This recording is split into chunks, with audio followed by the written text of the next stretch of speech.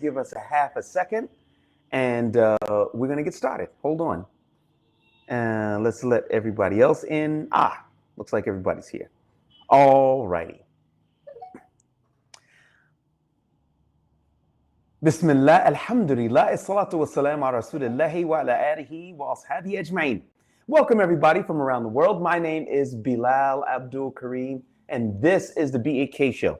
We're going to be discussing some things, some topics which are important to the Muslim Ummah. Of course, I am your host, Bilal Abdul Kareem. We're going to be talking about Gaza. We're going to be talking about Syria and more. But most importantly, with this particular show, it's your show.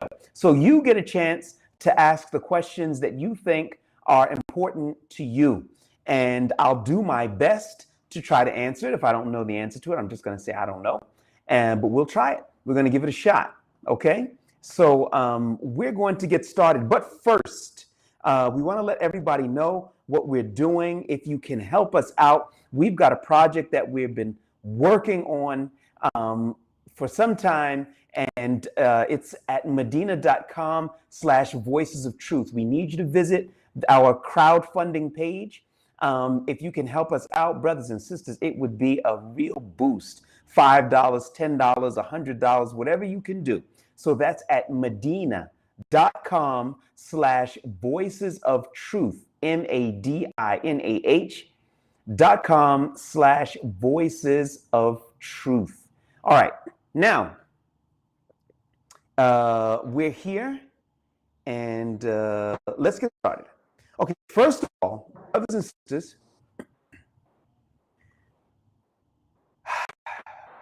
Gaza, peace deal. Firstly, my thoughts on the issue are this.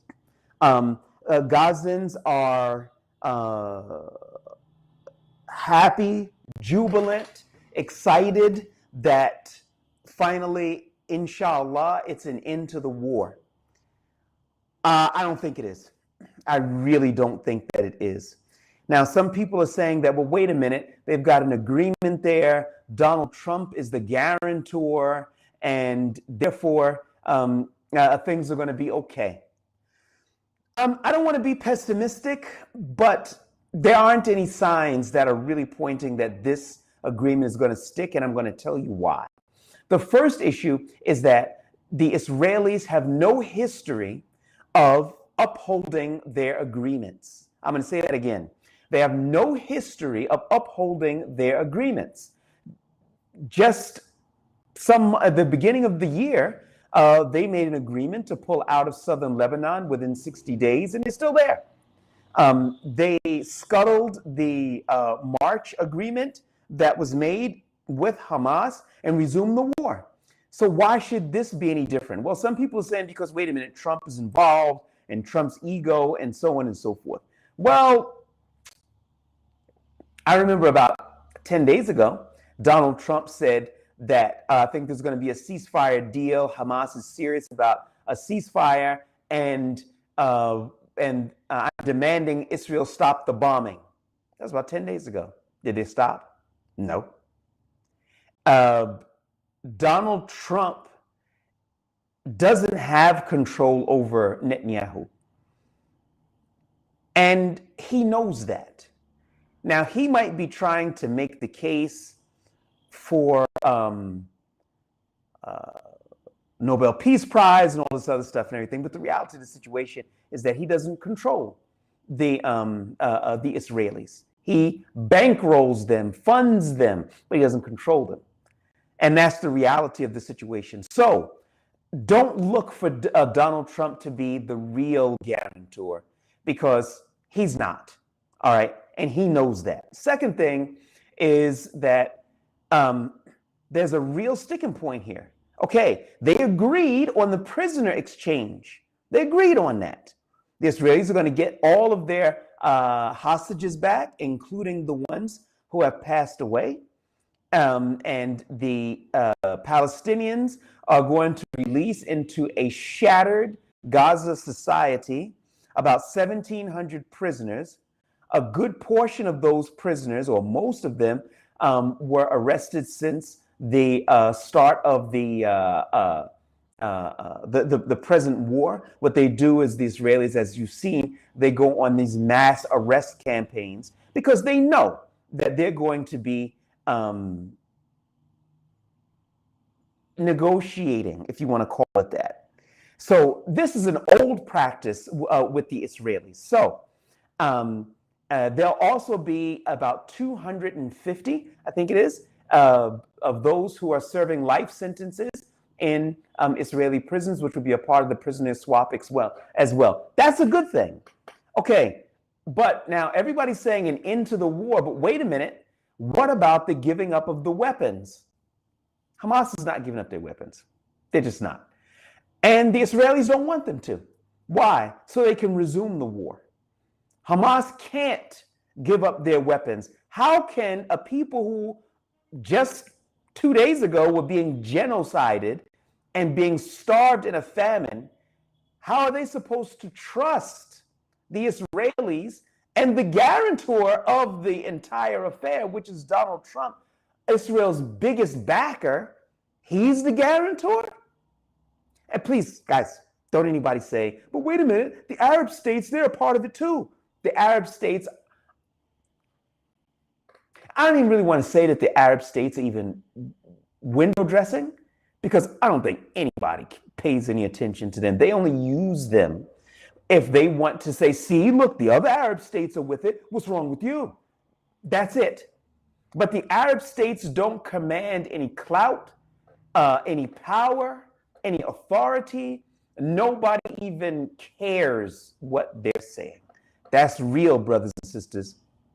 You know what I'm saying? I know some folks ain't gonna like that, but that's the reality of the situation. Okay, let's take a look and see what we've got here. We've got freedom fighter here. It says here, why did you give up Syria to Israelis? Well, I hope the U is a royal U, meaning the brothers and sisters here in Syria, because Syria wasn't mine to give up. But Syria hasn't been given up to the Israelis, but it seems to have been given up to an Israeli-friendly government, in Ahmed Sharah's government. Why? Because when you're friendly to the U.S., you're friendly to Israel. You can't get around it. Don't try. Don't go to the left. Don't go to the right. And all. You're not going to be cool with Washington, especially as a neighbor to Syria, except that you're cool with Tel Aviv. Bam. Just put it out there. Now, I'm not going to sit here and tell you that Ahmed Sharah and Benjamin Netanyahu are sitting around drinking tea and chilling and saying, oh, we sure pulled the wool over their eyes. I'm not saying that. But what I am saying is that Washington has been trying hard to sell the Ahmed Sharah brand. They've been trying hard, brothers and sisters. Why are they doing that? What's in it for them? Now, he went, Ahmed Sharah, from a $10 million bounty on his head in December of last year, and 5 months later, he's taken a snapshot next to U.S. President Donald Trump. And Donald Trump is saying what a good-looking guy he is. Don't know why he said that.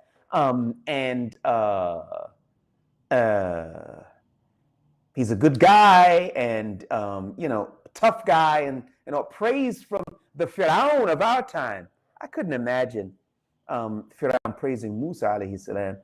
But Ahmed Sharah's not Musa, is he?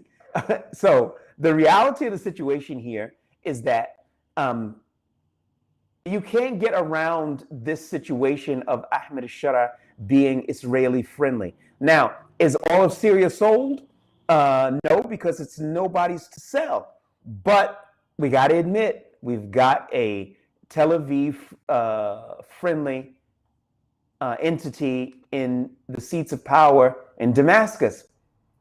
Because if you're cool with America, you're cool with Israel.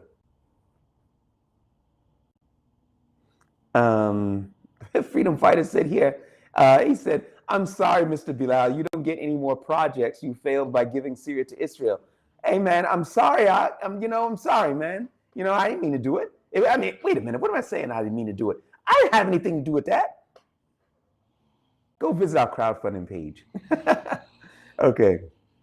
Omar C says, I want to see an uprising against Jolani all the real Islam groups and foreign fighters might try in the future. I don't want to see an uprising. I don't. I don't want to see guns being turned on other Muslims. What I do want to see is that the people who love Allah to come together and then tell Jolani that we're not having it.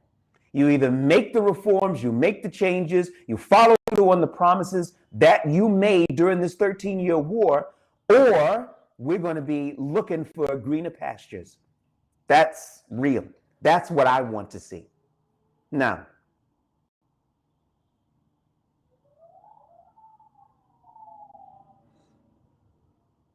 okay, Nick says, what if people are afraid to help you because you were once almost assassinated and you might be on a terrorist list?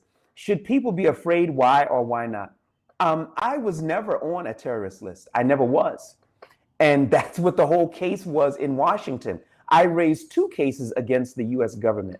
I raised the cases against them. They didn't raise them against me.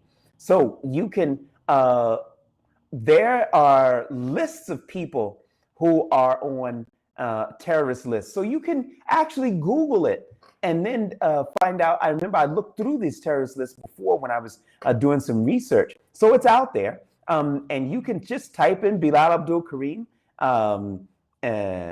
terrorist list so that you can go get the official list and you can look there and you won't find it. It's not there. But it's a fair question. It's a fair question. All righty. Okay, we got Ali here who says, can you recommend any legit charitable organizations operating in Syria? Yes, Tawqiyah Talks Sharif's organization live updates from Syria. So you can Google that and you can check out his stuff. He's been doing a lot of amazing work here for a long time. So yeah, I think you could check that out. Okay, next, it is said that Israel has removed Barghouti. They're speaking about Marwan Barghouti from the prisoners list to be released. Do you see any chance for him to be liberated sooner or later? I don't know if that's actually official. That has been rumored and has been said. I know that he's a figure that Hamas would like very much to be released. We're going to have to wait and see if he's part of that exchange.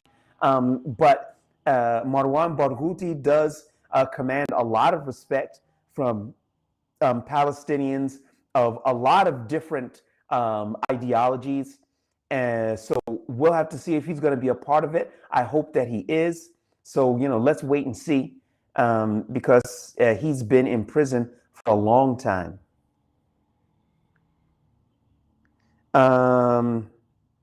Let's see. Oh, Sumayya has something nice to say. Jazakallah khair for your regular updates. What jazak, sister? What jazak?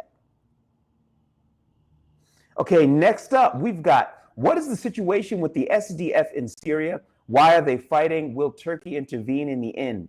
First question, the situation with the SDF in Syria. There were skirmishes last week on several occasions across several days between SDF forces and forces loyal to Damascus, the government of Ahmed Shara. There was no new territory taken or anything of this nature, but it was just back and forth shelling, and it was quite intense at some points. Thomas Barak came to town. That's the Syria envoy that Donald Trump sent. He was in town to make sure that everybody would be cool and things wouldn't spiral out of control, or that's what he said. The reality of the situation is this. Kurds are not going to disarm. The Kurds are not going to give up their control over the lucrative oil and gas fields. The Kurds are not going to join a government that they see is weaker than the assets that they have, because the cash cows for Syria, we're talking about the oil and gas, is under their control. Ahmed al-Shara and his government are under sanctions not to import weapons. Madloom Abdi and the SDF militia forces are not under those sanctions, and they bring in weapons. So there are a lot of issues that are there, including that the debacle which took place in Suwaydat, when Suwaydat was basically lost to the Israelis. That's out of Ahmed Shara's control. The Kurds saw that. They were keen to take note of that. So they've got to be asking themselves a question. Why would we disarm? What's in it for us? Oh, we get to join the state. Why is that a big deal for us? We have our own state. And I just don't see that Madloom Abdi, who's the leader of the Kurdish militia forces, that he's going to see the benefits in joining Ahmed al-Shara's outfit. Will Turkey intervene in the end? Yeah, they will. They will. The arch enemy of the Turks are the SDF-YPG forces that are in northeastern Syria. The Turks aren't going to allow that militia threat on their borders indefinitely. I believe that they're hoping they can build up Ahmed al-Shara's forces, and they could repeat what they did back in 2018. They would carpet bomb from the skies. Ahmed al-Shara's forces would then file in and as a ground force, and Ankara would live happily ever after. At least I think that's probably the game plan, and Allah knows best if it'll work out. All righty, let's see what we've got here. Okay. Sultan Suleiman says, Brother Bilal, why are you undermining President al-Shara and the new Syrian government? Me, as a journalist, I'm not undermining anybody. I'm just telling you what the facts are on the ground. Ultimately, what you do with it is up to you. But am I supposed to come here and tell you, no, this is an Islamic state that's happening here? I mean, would that be honest? Oh, what are you talking about? You know, they're not friendly with Washington. Would you appreciate that type of reporting? When Allah asks me why I thought it would be a good idea to deceive the people into thinking that everything was all right and that Donald Trump really wasn't against the Muslims. He's really cool. He's just misunderstood. And that Ahmed al-Shara has some kind of plan where he's really going to do an about face and flip the United States on its back, and all of a sudden he's going to be standing tall. All right, let's say I do that, but I would like to ask you to do a favor for me. If that's going to be my kind of reporting, I'm just going to be a yes man. I'm going to support the government of Ahmed al-Shara, who's not going to be there when Allah asks me all these questions, and by the way. But I'd like to ask you one thing. Just tell me, what do I say to Allah when he asks me why I lied to the people and I was not sincere? Just tell me what to say to Allah, and then maybe I'll start doing it. Next. Infinite Beast is here, and he says, I saw your interview with Max. He's talking about Max Blumenthal from the Gray Zone.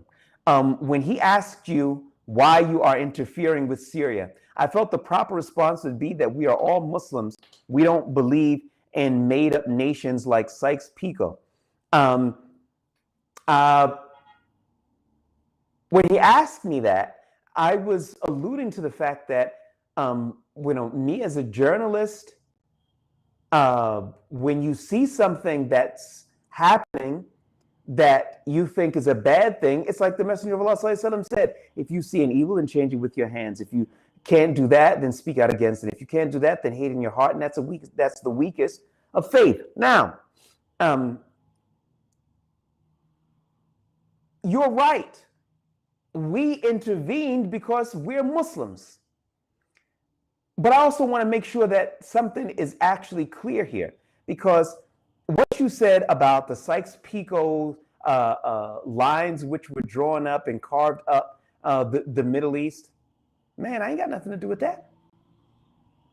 We came here because there was a need for it. We're not going to apologize. I know you're not saying we should, but we're not going to apologize to anybody. Why should we? The Russians didn't apologize for carpet bombing and killing hundreds of thousands of Syrians. The Iranians didn't apologize. Nobody else apologized. We ain't apologizing either. And we're not done because we didn't get what was promised to us in this country, which is Islamic rule. Now, Ahmed Shara can go to the UN and hang out with all of the big shots and everything, but the reality of the situation is that he made a promise to these people. They're going to hold him to account for it. I hope that he would give them what he promised willingly, and that would be a good thing. But he might not. We'll have to wait and see. Next.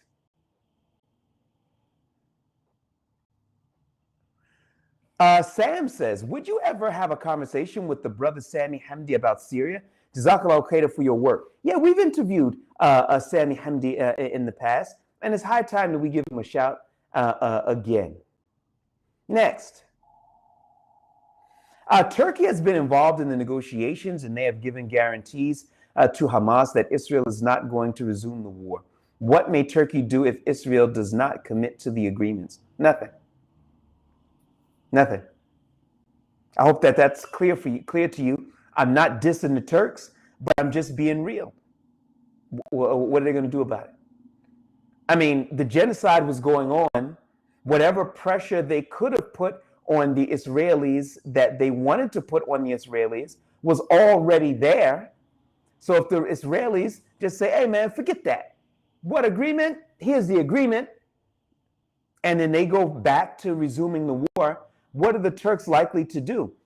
Write a letter to the UN? I couldn't imagine that they would be doing anything more than that. Now, Erdogan is unpredictable.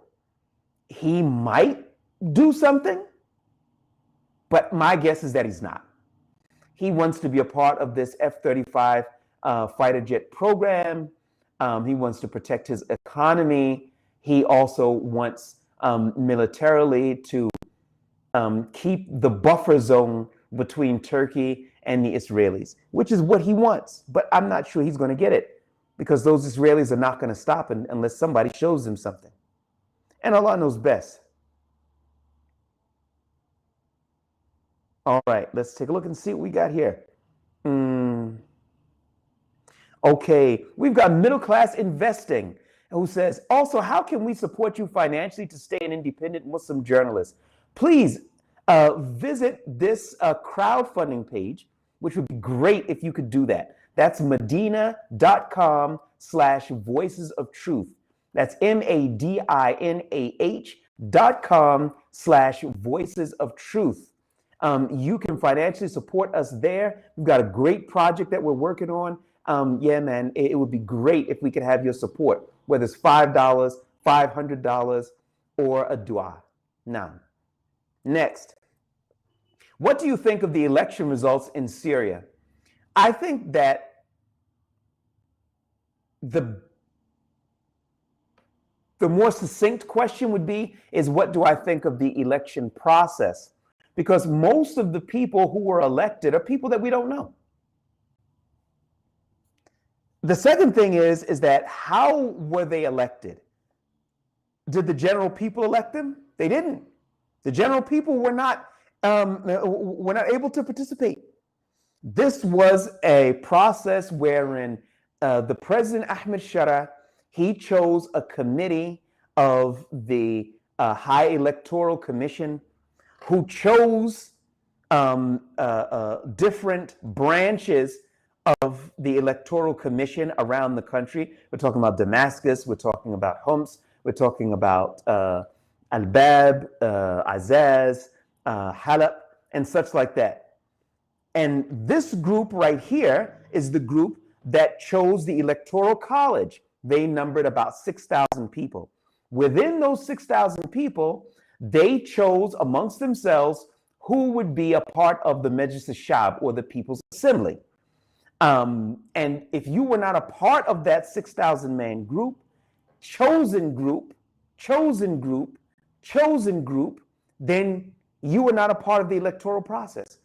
Nobody campaigned outside. Nobody made any campaign promises. Whether they would keep them or not, and all is irrelevant, because nobody had to make any campaign promises.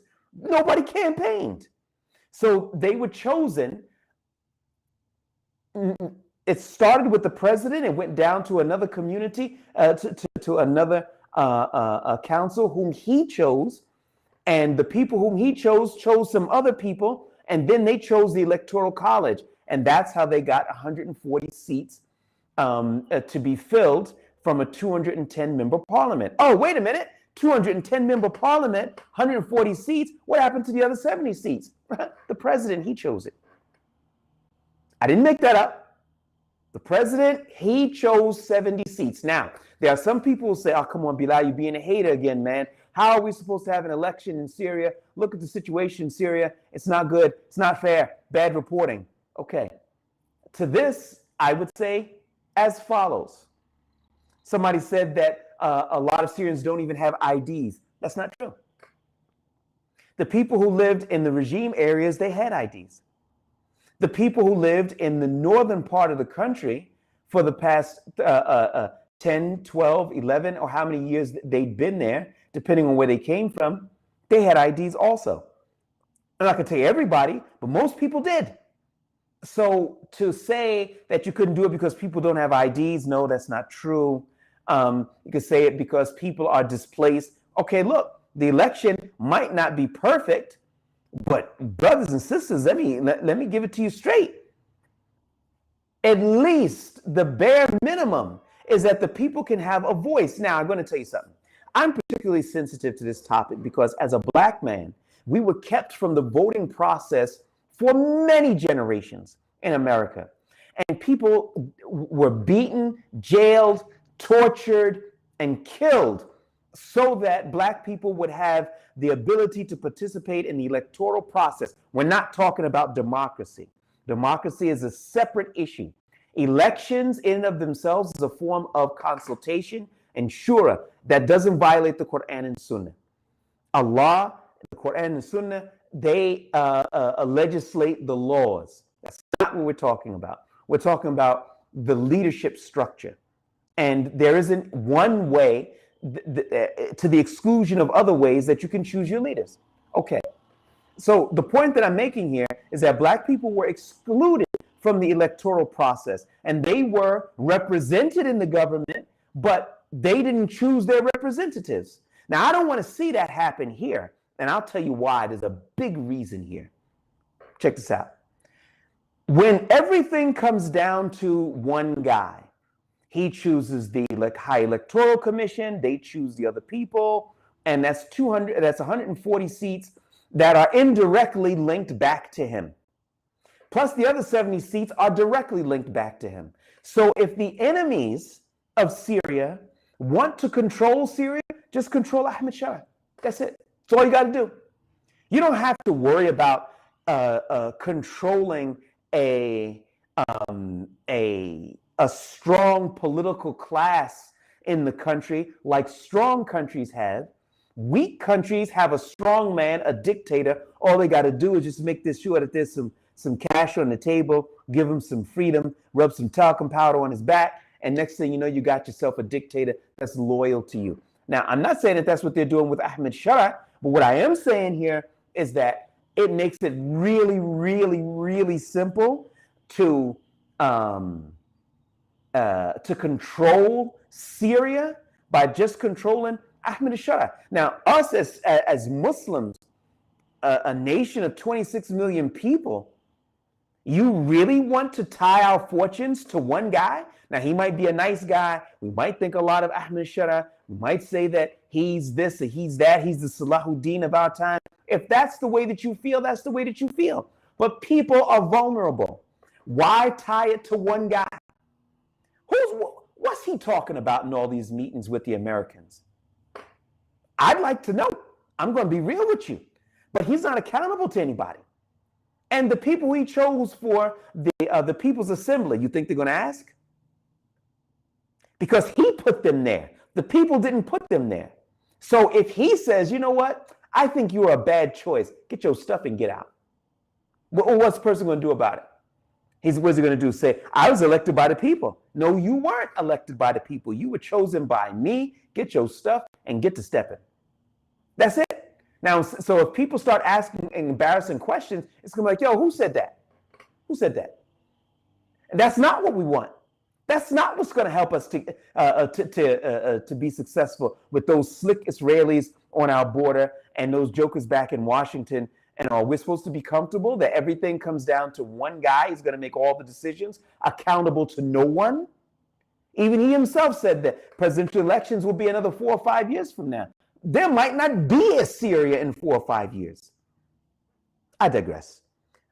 And so those are my thoughts on the election. Now, all righty. Alexander. Assalamu alaikum, akhi. Wa alaikum salam wa barakatuh. What leverage do you think Syria has against Israel? Because of right now, it seems like none, besides asking the Gulf to use their leverage and for Turkey to arm train them. Okay. What leverage do you think Syria has against Israel? None.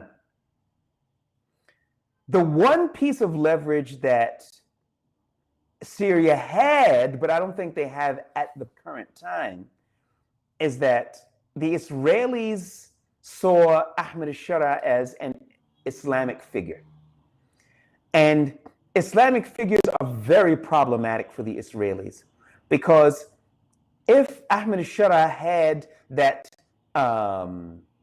Islamic credibility, the worst thing that the Israelis would want is a Syrian president that declared a jihad on their borders. So there's leverage that could be utilized in that regard, against the Israelis. But once Ahmed al-Shara began doing military operations with the Americans, that ruined his credibility amongst Islamic fighters. And to be honest with you, Islamic fighters would be very hesitant to fight under an Ahmed al-Shara banner if he called for a jihad. I'd be concerned about that. He's been so cool with Washington doing kill operations. When they do these operations in Al-Bab and Hama, Atma, co-op operations using Ahmed al-Shara's security forces and the United States forces, and they come together to take down some ISIS big shots or whatever. Even if that's what you were doing, how come Ahmed al-Shara couldn't do it? You went down there and took out 3 cats. Ahmed al-Shara couldn't send those forces there? That's problematic. In addition to that, when you go to take out these 3 forces, let's say that these are really bad guys. What about the people? What about the kids? What about the wives? What about the women that live in those areas when they come in lowering their troops from these helicopters and all, and their ordnance exploding around Muslims and Muslim women and Muslim kids? You cool with that? I ain't cool with that. I'll be real with you. So I would tell you, I don't think that Ahmed al-Shara has that Islamic credibility amongst the fighters now. And I think that that's a big card that was taken out of his hands. And Allah knows best. Sultan Suleiman says, brother, every country must have a relationship with the USA. It's the most powerful country in the world. You want Syrian people to suffer from sanctions after 14 years? Be realistic, brother Bilal. Excellent question. Okay, every country must have a relationship with the USA. The Taliban don't have a relationship with the USA in the respect that they are getting things from the USA and giving things to the USA. The USA fought in their country for how many years? And the Taliban are running their own country. Donald Trump said he wanted Bagram Air Base. They told him we ain't having it, so don't even go there. Donald Trump stopped talking about it. He realized that they were serious. I can't imagine Ahmed Sharaa coming up and saying that. In addition to that, the Taliban have a lot of big projects. They're building dams so that they can irrigate crops, hydroelectric dams so that they can bring more electricity to their country. They're building ring roads around the country to connect the rest of the country, and they're doing that and all. And they're still under sanctions from the United States of America. Billions of dollars of the Afghan population's money is still frozen by Washington. And there's no indication when or if that's going to be unfrozen. But the Taliban is still operating, it's still moving. But when the Americans said, yo, we want to have a base inside of Afghanistan, they were like, yeah, give it your best shot.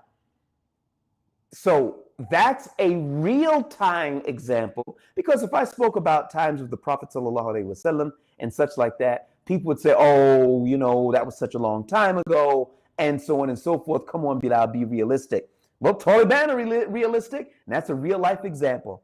And you went on to say, you want the Syrian people to suffer from sanctions after 14 years of war? Brother, let me tell you something. Let me tell you where this is going. You want to talk about sanctions? All right, look. I'm just going to be real with you here. First issue is that if we're talking sanctions, sanctions harm the country economically. And that has a lot of negative effects. There's no question about it. But have you guys taken a look at Palestine recently? Have you seen it? Have you seen Gaza? Okay. That's what happens when you let the Americans in and they bring the Israelis with them. Already, Suwayda is gone. Syria doesn't control Suwayda. That's the southern province on the Jordanian border and all. That is taken over and is run by a man named Hikmet al-Hajri, who has said himself, he tried to go back on his statements a little bit, that he wants to be a part of the greater Syria project, the greater Israeli project. He said it. The Israeli flag flies in many places in Suwayda. That's worse than economic sanctions, because even when the economic sanctions were going on and Bashar al-Assad was here, Syrians were still getting along and surviving.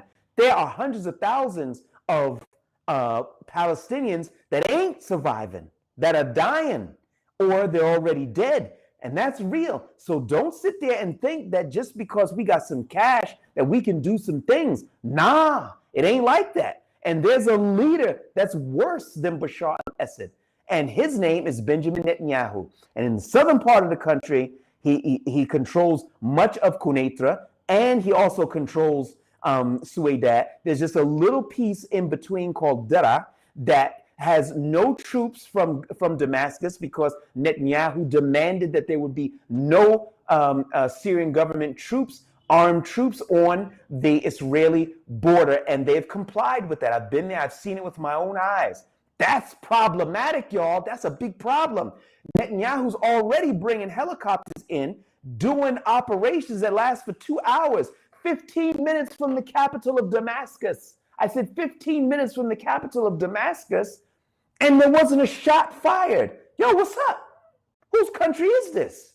So I'm telling you, brothers and sisters, don't get gassed up by thinking that just because you got some good economic opportunities and such like that and everything, that you're good, because you're not. Because number one, so far, they haven't given the good economic opportunities. The Syrian pound, when Donald Trump announced the lifting of sanctions, it was 9,200 lira to the dollar. Now it's about 11,700, 800. I didn't change any money recently. That's why you guys got to visit my crowdfunding page. So where are the benefits? We haven't seen it yet.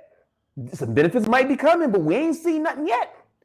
So I'm saying to you is that I think you have to be, you have to see 2 or 3 steps ahead and not just, well, all we've got to do is lift the sanctions and everything's going to be all right. Well, we don't have sovereignty right now. We don't actually have, as per the sanctions of Washington and all, we can't even import weapons that can threaten Israel. We can't.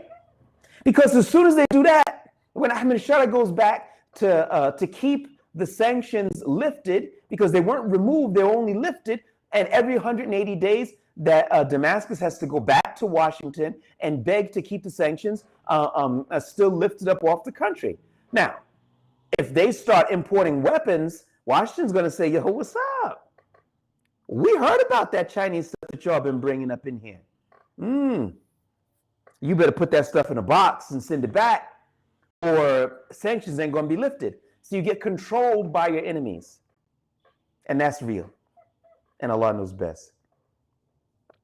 Okay, Sultan Suleiman is back again. And he said, if Ashura is a bad guy, as you say, Brother Bilal, why haven't he arrested you yet, especially that you are undermining the new government? I don't busy myself with thinking about why he is or isn't arresting me.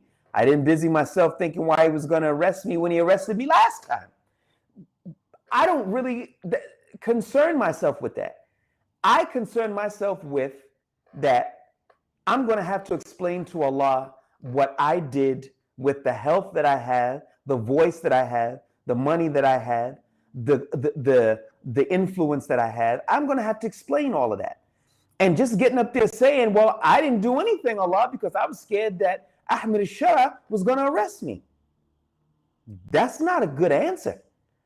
I wouldn't know what to say to Allah if I showed up there and I started to be quiet because I'm worried about getting arrested or something along those lines. So I don't worry about that. If he wants to arrest me, man, I ain't got no troops. I don't have any a big Amni presence that could fight them. What can I do about it? But I know one thing that's certain. I'm going to appear before Allah. And I'm going to have to explain what I did and what I didn't do. That's what I'm worried about. As for whether he's a good guy for not arresting me, shukran, because I'm telling the truth. It's a different case. A lot of people say a lot of things about Bilal. They say he has a big mouth. He attacks the government, and so on and so forth. But what people generally don't say about Bilal is that he's a liar. Full stop. They may not like some of the stuff that I'm saying, how I'm saying it, but to say that I'm getting up here and I'm lying, no, that's not something that people generally say about Bilal. And I stand by that. And Allah knows best. We'll have to see, how it's going to go. Freedom Fighter says, I'm sorry, Brother Bilal, no hate. But I remember specifically when they were sending Nancy Pelosi to try to make the Syrian regime to stop helping resistance. And that's why we stood with Bashar. Nancy Pelosi was trying to make the Syrian regime stop helping the resistance. I didn't understand that. I didn't quite understand that.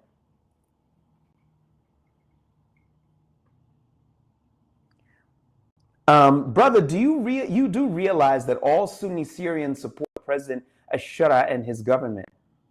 Yeah, who told you that? They prefer to have a Sunni as their leader, without a doubt. No question about that. And every Syrian wants to see the government succeed.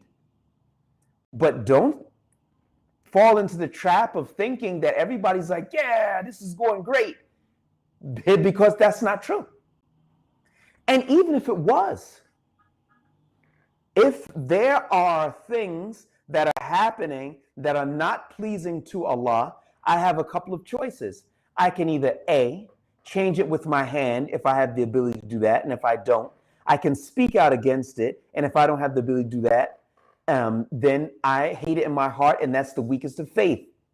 I don't want to show up to Allah with the weakest of faith. I want to do what I have to do to please Allah. That's why I'm here. That's what this is about.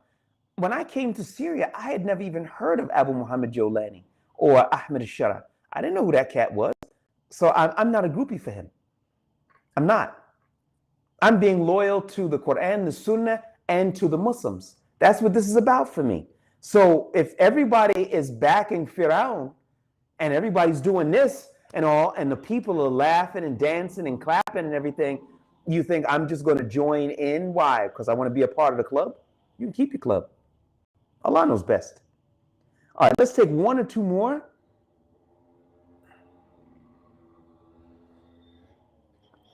Okay, Xander says, Aki, why don't you assume that Ahmed Shara is simply playing the game due to the current lack of leverage? Why would I assume that? Would be the question. Why would I assume that? I would take my 14-year-old daughter, and let's say that she takes a test. She takes a test for geography. Now, I know what she knows, and I know what she doesn't know.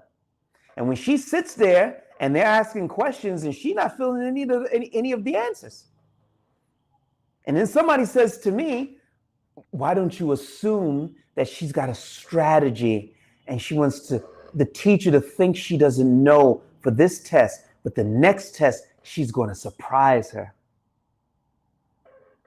Now I'm going to be sitting there saying, why would I assume that? I know she doesn't know the geography. So what am I going to assume that for? Assume it for who? Why? Because then that absolves me of having to actually speak out against the haram which is taking place. Is that why I should assume he's playing the game? So is that about him or is it about me? Because if I'm just going to assume he's playing the game when I know the things that he's been doing for the past 13 years, and maybe you don't know, but I live here. We know him very well. And I'm not convinced that he's playing the game. Because all of that talk about the Sharia and the Sharia and the Sharia and everything like that and all of this concentration on Islamic things, and all of a sudden now you're doing operations with the Americans? And I'm supposed to assume that he's just playing the game? No. Doing operations with the Israelis' top backer and friend is not a cause for me to assume he's playing the game. No, we need to ask him what's up. Now, I'm not going to sit here and tell you that he isn't playing the game, but I'm going to sit here and tell you that we can't afford to wait until everything is gone and then say, hey, man, can I ask you a question, man? You was playing the game? What were you doing there? No, we need to ask those questions today. Look, we want to be a part of this thing. This is Syria. We want to be a part of its future. But you got to cut us in here. You know what I'm saying? You can't be doing certain things and you don't say anything. And all, and we're just supposed to be like, oh, okay, he just playing the game, you know, he knows. No, we can't do it like that. And Allah does not ask us to do that. And Allah knows best.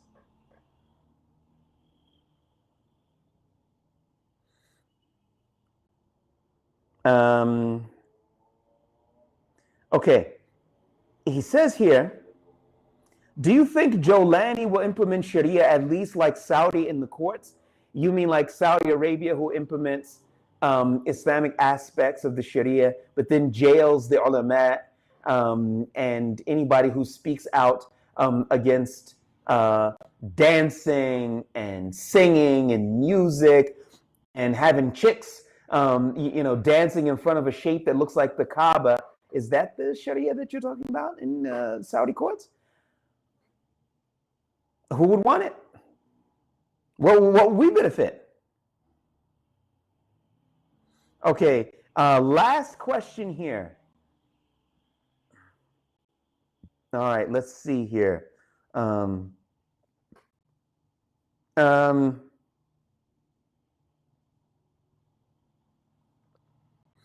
Okay, Nick says, during the Gray Zone interview, you said you didn't see that government nepotism is a problem in Syria. I find it hard to believe that this won't lead to more resentment and conflict in the near future. Now, I think maybe, I think maybe you might have misunderstood, because I wasn't saying that nepotism wasn't a problem.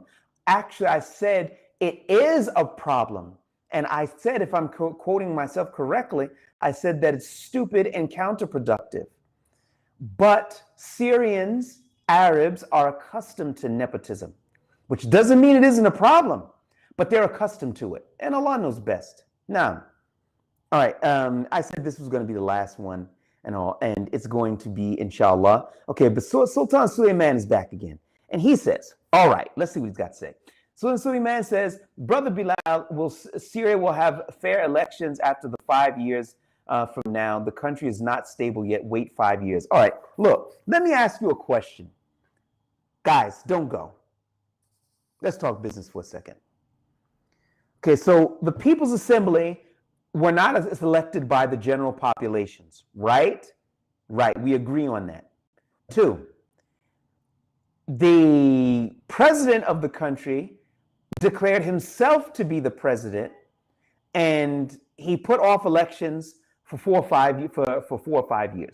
I remember him saying 4 or 5 years, but so we'll call it 4 years. Okay.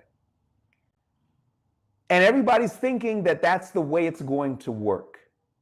They're going to be free and fair elections in 5 years. Okay, well, there's a couple of issues here. Number one, this was supposed to be a temporary government. That's what he said. I didn't say that. That's what Ahmed Shara says. But you're doing long-term agreements, binding Syria to long-term agreements with countries and entities and companies, but you're calling yourself a temporary government. It doesn't make sense. How are you going into long-term agreements, having the Emiratis to run our ports, who are the friends of the Israelis, and going into these long-term arrangements for a government that's supposed to be temporary? 5 years ain't temporary. That's not a temporary government. You know, call me a hater if you want to, but you can't say that the government is going to be in place for 5 years and it's temporary. That's not temporary. That's the first thing. Okay, so the country is not stable yet. I understand that. I get it. But let's go back to something else. Name me one Arab country that has real, free, and fair elections that elects their leader. Name me one.